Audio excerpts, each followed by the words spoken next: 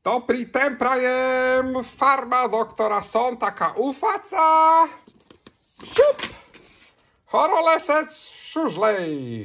Dlhšie sme sa nevideli a preto vám chcem predstaviť, čo všetko potrebujete na horolezectvo. Potrebujem jednu takúto dupotačku suchozemskú a jednu vysoká gebirge. Keď prídete, naša Žužlej už trénuje. Haló, slečna, vy ste krivo. Musíme ju napraviť. Raz, dva, tri. Šup. Výborné, Žužle je rovno. Ako vidíte, má veľmi silné zadná noha, veľmi silná predná noha. Keďže my nemáme takáto vysoká gebírke, tak sme urobili kolmo horolezeckú stenu.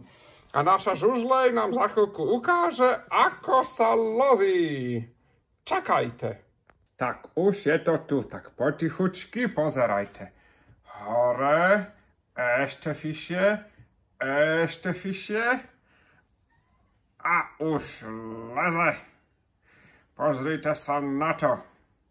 Má strašne veľká bicepsy a strašne veľká tricepsy a strašne veľká štyricepsy a darí sa jej loziť úplne hore, úplne kolmo. Budeme jej fandiť. Žužlej, Žužlej, Žužlej, Žužlej, Žužlej.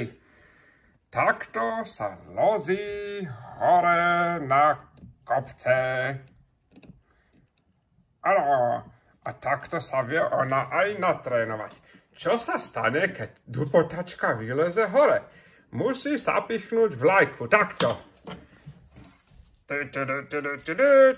Pich. Áno.